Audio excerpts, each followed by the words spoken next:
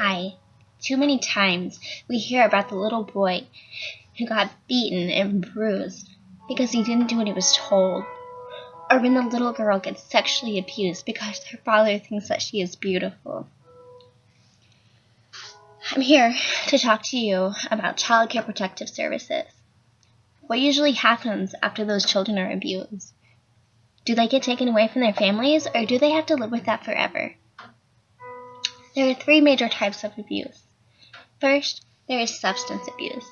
And this is really when the family just is addicted to drugs and alcohol, and they just take it over their children, and they ignore their children, and usually neglect comes with this too.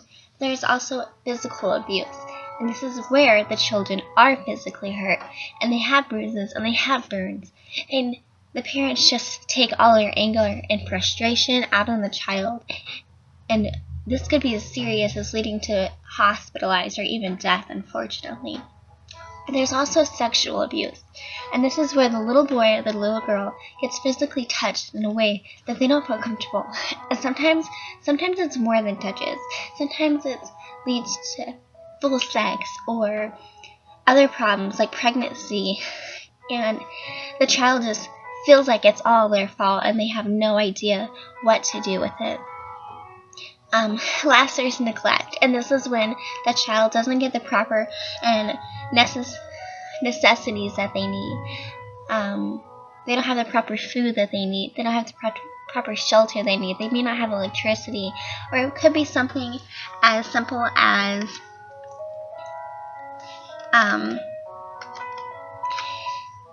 just not having clothes, or wearing the same clothes for a week straight without being washed. These three types of abuse are very serious and happen every single day.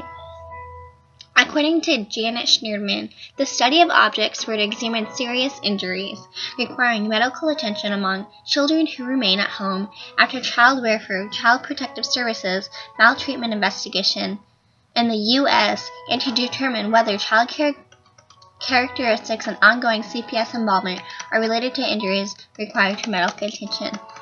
This is all way too serious. So, what happens when a child gets taken away?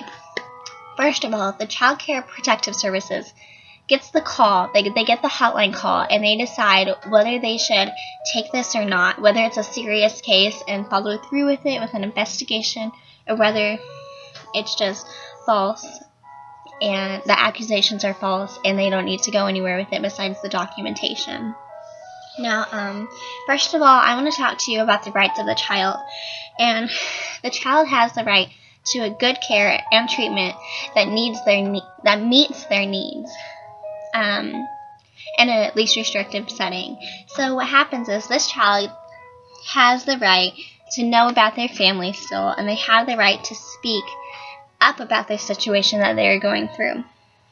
They have a right to be free of any harsh or unusual punishment, and they have the right to have the proper necessities that they need. So they have the right to have that food and a shelter, a place to stay, and they have the right for a healthy life. There's another question that a lot of people ask, and that's, where do children go? See, the Child Protective Services takes the children and they send them to a foster care home. And the foster care home is a group of people or a couple who are licensed to be a foster parent. So they have to go through a series of classes and spend a lot of hours preparing themselves for this. And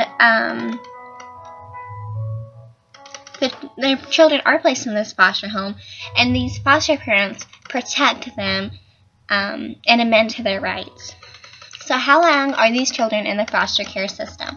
The children could be in the foster care system for something as simple as a week to several years, and it's so sad to think about that. But at the same time, this foster family could be exactly what they need. How does the foster care family provide for them?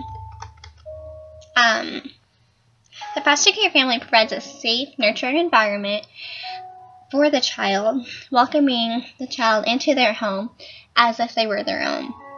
They provide the necessary clothes and food and shelter that the child needs, and then little things like the attention and the role model that they need, and the understanding that whatever happened to them was not their fault, and they do have a positive future for them. So, how do the parents get them back, or what needs to happen? The parents have to go through several events to get their children back. Some parents are required by law to get visits with a social worker to watch the progress with the child-parent relationship. So a lot of the times I see about a 2-hour visit a week. Now it depends on the case or the situation why the child got taken. It could be something as simple as they didn't have electricity or water supply, so they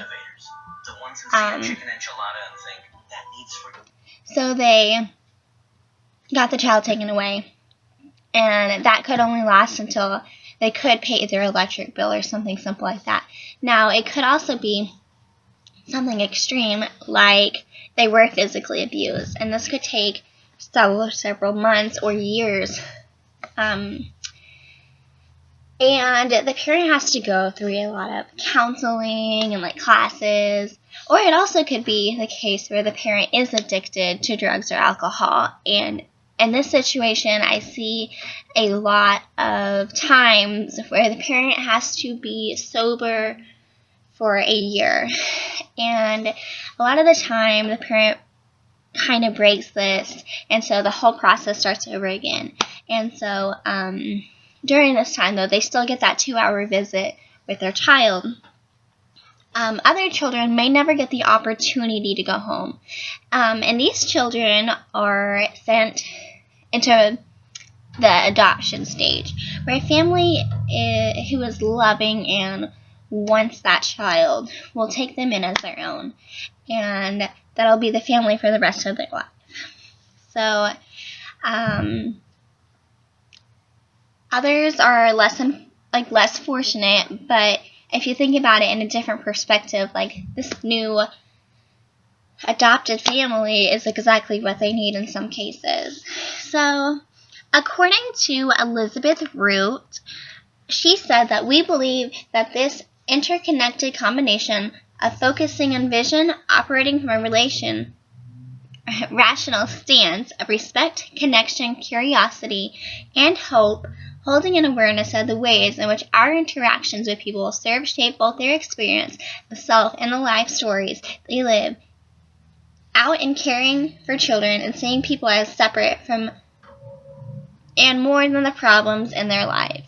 So the Child Protective Services isn't there to just take the child away and bash the family or see the family as horrible people. That's not what they're there for. They're there first and foremost to help the child, help them with their future, and at the moment to help them have safety and assurance that they're going to be okay. But second, they are also there to help the parent get to the steps that they need in order to get their child back. They're there to help the parent as well. They're there to so in some cases they're there to help the parent get through all the stages. So to fight their alcohol abuse, or to help them understand that child abuse is not okay. So I am completely for the Child Protective Services system and everything about how they work. I think it is an amazing system. More people should understand that, they are helping both sides, the parent and the child.